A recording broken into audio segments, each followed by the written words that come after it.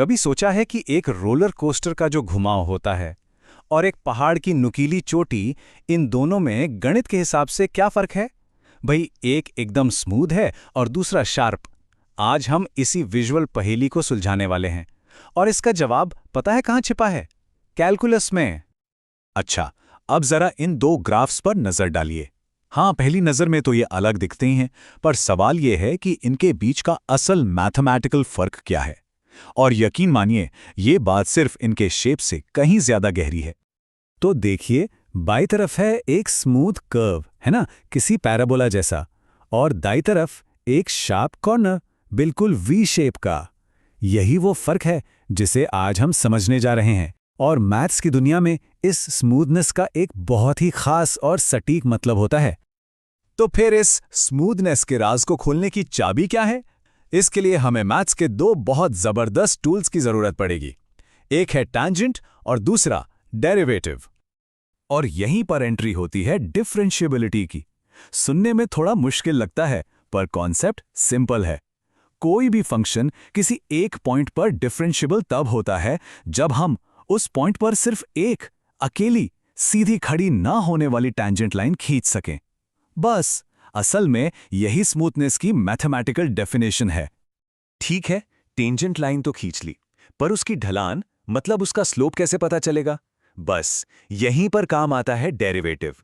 ये वो टूल है, वो फॉर्मूला है जो हमें किसी भी पॉइंट पर उस टेंजेंट लाइन का एकदम सटीक स्लोप बता देता है। तो अगर सब कुछ भूल भी जाएं तो बस एक बात याद रखिए, डेरिवेटिव मतलब स्लोप। बस इतना ही। जब भी कोई डेरिवेटिव बोले तो दिमाग में बस एक तस्वीर आनी चाहिए, किसी कर्व के एक पॉइंट पर खींची गई टैंजेंट लाइन की ढलान। चलिए, अब इसे एक्शन में देखते हैं।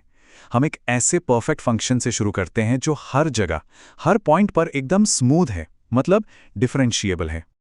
जरा एक सैटेलाइट डिश के शेप के बारे में सोचिए। वो अक्सर पैराबोला होते हैं, है ना? जैसे हमारा फंक्शन f(x = x²। इसका ग्राफ एक खूबसूरत स्मूथ कर्व होता है और ये हर जगह डिफरेंशिएबल है। क्यों? क्योंकि इसके किसी भी पॉइंट पर एक यूनिक टैंजेंट लाइन खींची जा सकती है। कहीं कोई शार्प कोना नहीं, कोई अचानक मोड़ नहीं। तो ये डेरिवेटिव हमें यहाँ क्या बताता है?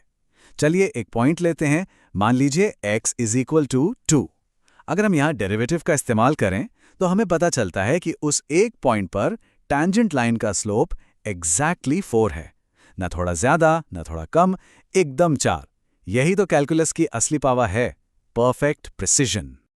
लेकिन क्या होगा अगर हम एक अकेली टैंजेंट लाइन खींच ही ना पाएं? चलिए अब उस शार्प कॉर्नर वाले केस पर वापस चलते हैं। अब देखते हैं फंक्शन f(x = mod x) को। इसका ग्राफ तो याद ही होगा, वी शेप का, और ठीक x = 0 पर एक शार्प कोना है। सवाल वही है, क्या हम वहां पर सिर्फ एक टेंजेंट लाइन खींच सकते हैं? और यहीं पर सारी प्रॉब्लम शुरू होती है। अगर हम उस शार्प पॉइंट की तरफ लेफ्ट साइड से आएं तो स्लोप है -1, लेकिन अगर हम राइट साइड से आएं तो स्लोप है +1। अब सोचिए, एक ही पॉइंट पर दो स्लोप, मतलब एक अकेली टैंजेंट लाइन खींचना तो नामुमकिन है।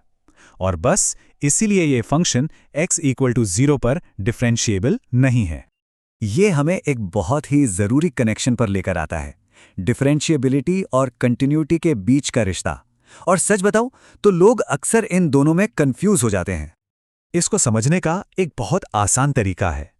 इसे वन वे रूल कह सकते हैं।